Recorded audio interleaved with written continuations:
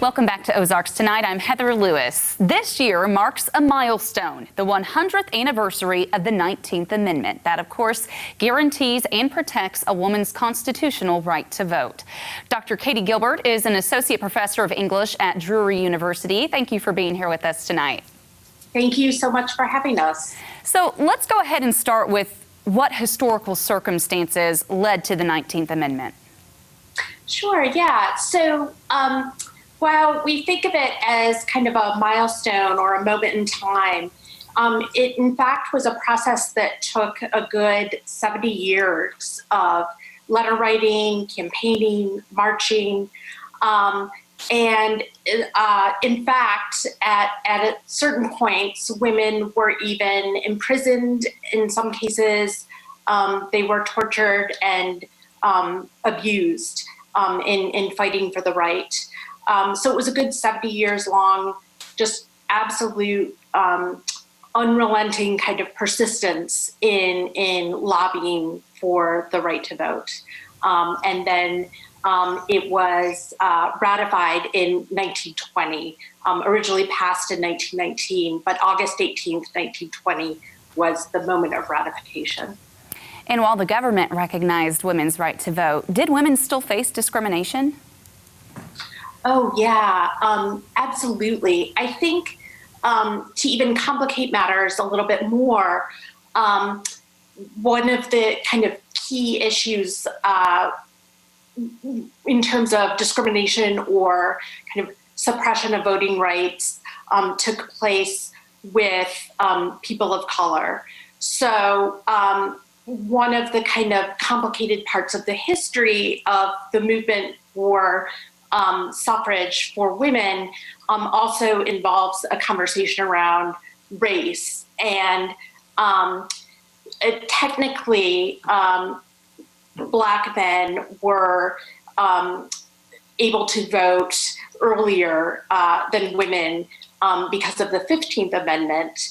And that kind of caused a turning point kind of between different groups who were arguing for the right to vote. But in that case in particular, you see examples of it's on paper, technically you're not necessarily, you are given the right to vote, but there were all sorts of ways in which the right to vote for different groups of people was, poll taxes, literacy tests. States would use all kinds of means to keep people from voting. So I would say that came up in terms of race after the vote was obtained, more so even than with women. How did women's suffrage change the American democracy? I think that democracy really only works if everyone truly is able to vote and have a say in who is represented. So I think the experiences that you have in your life then shape who you might vote for, and then once those people are in office, what kinds of decisions they might make based upon their own lived experiences.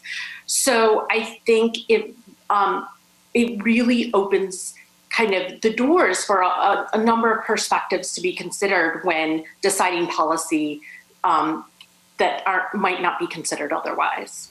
We're, of course, seeing more women running for office these days, too. Now, locally, the History Museum will have an exhibit on women's suffrage. Tell us about that.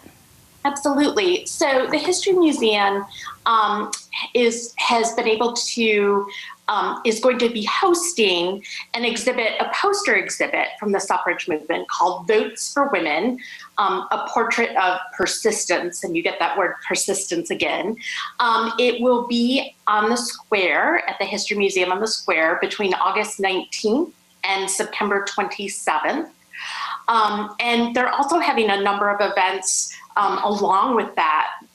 They're having a virtual wine tasting celebration. They're having a book club.